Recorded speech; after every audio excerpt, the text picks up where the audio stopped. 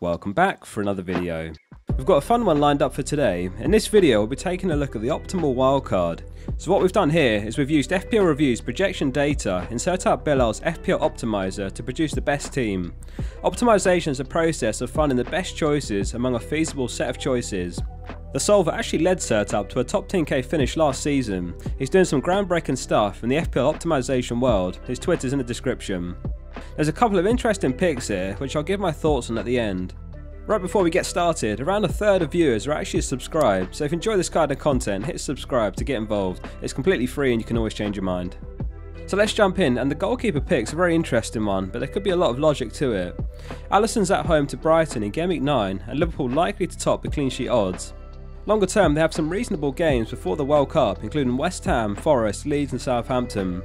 There's no immediate urgency to triple up on Liverpool outfield, where many managers had the three of Trent, Robertson, Diaz or Salah. ALISSON finished top among all goalkeepers last season with 176 points and only 5.4 mil. Thiago, Henderson and Matip are all back after the break, and a huge boost to Liverpool at both ends of the field. Not as crazy as the pick looks at first glance.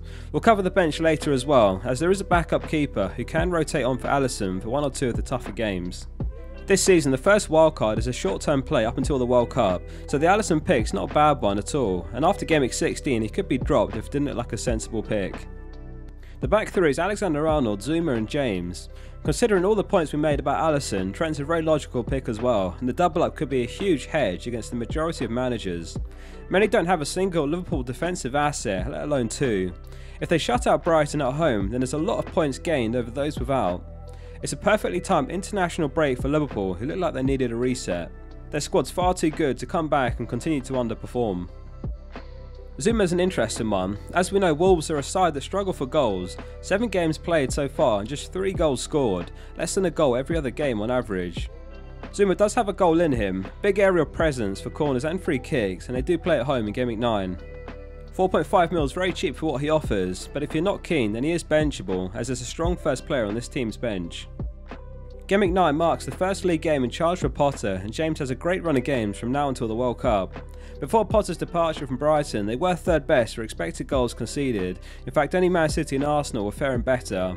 So we hope to see more of the same from him at Chelsea, and James is an excellent pick to consider. The midfield is Salah, Maddison, Zaha and Martinelli.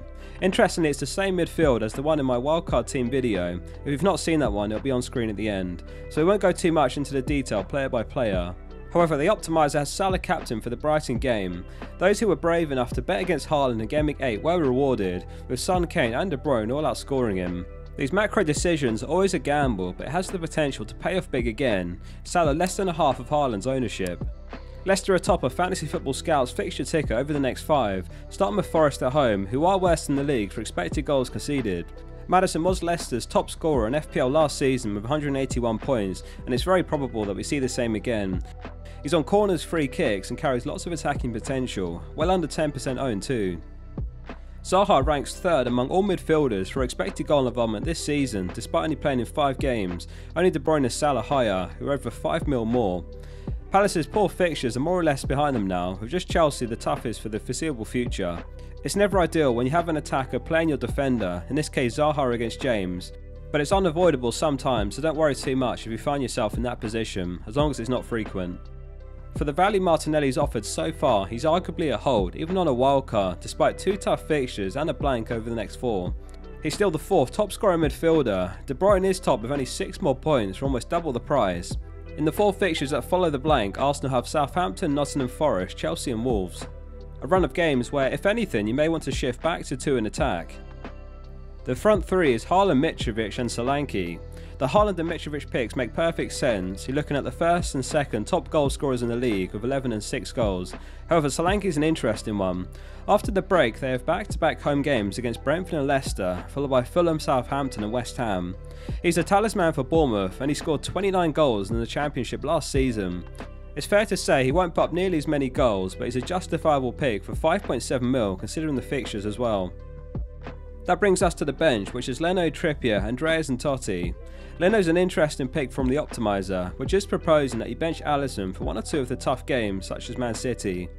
Realistically, there's lots of other 4.5 mil keepers who you could opt for, such as Guaita, though 10 mil is a lot to spend in the goalkeeper spot, so Ward might be the one.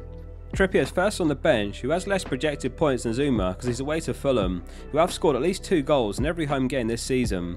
Though if you are backing Trippier instead, then Zouma, ZAHA or Martinelli are all benchable. Toti's 3.9 mil and unlikely to get any minutes. Perhaps with Collins suspended he may get a short run out in the starting 11. Personally, when I wildcard, I like to have as many players with a home fixture as possible, as it does maximise the chances of your wildcard starting strong on the front foot. So although the ALISSON, Zouma and SOLANKE picks all look a bit unusual compared to the rest, I really like that all 3 have home fixtures.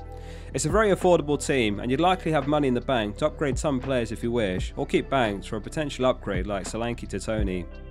That wraps up today's video, thanks for watching. Links to FPL Review and Sertalp's Twitter are down below. Please hit subscribe if this one was useful, and if you'd like to watch more FPL content, hit one of the videos on screen. See you soon for the next one.